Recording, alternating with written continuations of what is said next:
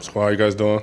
Good. Doing well. Right, Sonny, we'll open up over to the right here. Austin Ward, the podcast. Sonny, I know you never feel like the work is done, but if you look at week 1 through week 12, where do you feel like you made the biggest stride of linebacker? I think I've started to trust myself more and more as each week goes on.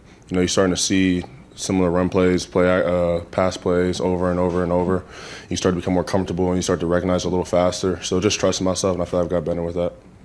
Cameron Teague Robinson, the Athletic. Sonny, when you play a team like Tennessee who runs so much tempo, but they want to run the ball, how difficult is that? Because a lot of times you've got teams that want to pass the ball, but they want to run the ball as much or more than they go. I think the biggest thing, you got to get lined up fast and you got to be sharp on what you're doing. If you have to line up and think about what you're doing, you're a second too late and they snap the ball, you don't know exactly what gap you're in. Now you're out of the wrong gap and it turns into a 20-yard run. So that's what they want. And then they move fast to get those kind of explosive plays where someone's not in the right spot, whether it's in the passing game or the running game. Bill Rabinowitz, Columbus Dispatch. Hey, son. If it comes down to you guys having to win these 4 games, mostly on defense, how confident are you that you're up to the challenge? I mean, as a defense, we always take pride in wanting to win every game on defense, and regardless of how the offense is playing. Obviously, we have a super talented offense, and we expect them to play well, as do they. But we take pride in his defense. Like, we have enough talent in our defense, and we have obviously a great defense coordinator and Coach Knowles, where we should be able to win any game on defense. Tim May, Letterman Row. Yeah, I was just wondering, Sonny, following up on their tempo offenses, what will be the most critical thing Saturday night for you guys defensively from play to play? Just, you know what I mean? Just, is it quickly getting back to where you're supposed to be? Explain to people what you'll be going through out there. I think as soon as the play ends, you got to be able to sprint to wherever you're going, get the signal, everyone communicate, communication sharp. You got to know exactly what you're doing. Once the communication's out there, you got to be able to line up and just see what's in front of you.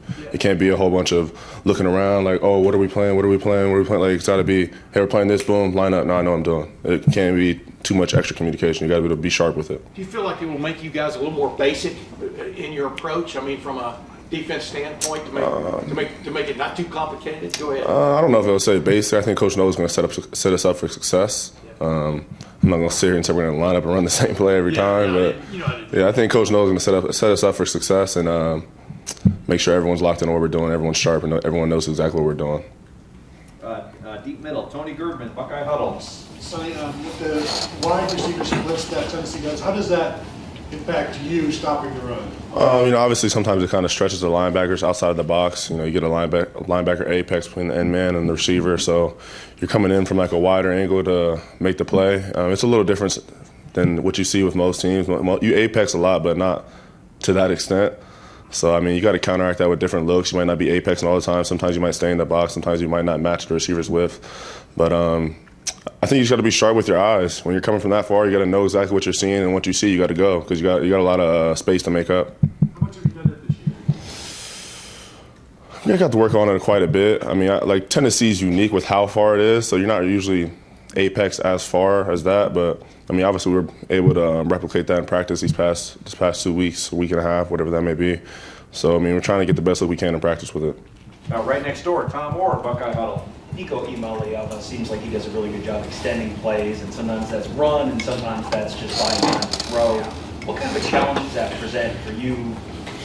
Having to be real disciplined in your rush, not letting you get out, but also if you're in coverage, you might have to cover for a lot longer than you normally would. Yeah, it takes all 11, so it starts with the rush lanes, like you said, everyone being in the rush lanes where they're supposed to be, and then if he does happen to get out, because he's a great athlete, and obviously he's going to have a chance to make some great plays, you got to be able to hang in there. Whoever you're on, stay on him, be disciplined in your coverage. But, it sucks for a defense when you feel like you got everyone covered and he just gets out the pocket, runs for 20 yards. Dang, it sucks for a defense. That's difficult to work with. So we're obviously going to have to plan for that and be able to counteract that. Any other questions for Sonny? Dan Hope, 11 Warriors. Yeah, Sonny, you obviously have a decision to make after the season is over. Have you thought about that at all, going into the last home game of the year? No, not at all. I've been just worried about winning this game. Rob Aller, Columbus Dispatch. Yeah, how do you get the taste of the Michigan loss out of your mouth? I know as a team you guys talk about, but how do you personally do that? Obviously it sucks. It's the game, so it's one of the most important games of the year. So it sucks losing that game, but you got to turn on the film, watch it, see what you did well, see what you did wrong. You try and fix that, and now we're blessed with the opportunity to go try and compete for a national championship. So now you got to move on and go win this game. And when the defense plays so well, and the offense struggles a little bit. How do you handle that from a frustration level? I mean, I think the defense, we're frustrated that we should have played well enough to win the game. I mean, people talked about us. We played, defense played good enough to win any other game. If the offense plays, I think the defense, we were talented enough. We should have won the game, with our play. And I don't think there should be any kind of pointing fingers at the offense. I mean, because there's a time and point where we didn't play so well, and people talked about us losing games, and we turned around and ended up being one of the best defenses in the country. So I got full confidence in our offense to play well, but I think the defense is more frustrated at ourselves. We feel like we should be able to win any game, like I said before. Pat Murphy, 24/7 Sports.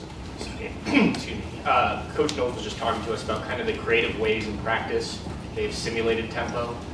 What's that been like from a player perspective, and how do you feel like it's worked out for you guys? I mean, it's been well. I think they definitely try to give us the best look they can, but obviously you can't really replicate the exact look that they give because they're obviously really good at it. I mean, you turn on the film, and it's like the ball's going to snap, and this play clock's only down like 5 seconds. So it's kind of hard to replicate that, but I think it's more of a mental thing. You got to imagine in your mind of how fast I'm going to have to get lined up and know exactly what I'm doing in the game. And I think we got a lot of mature guys in our defense, so we're going to be able to handle that well.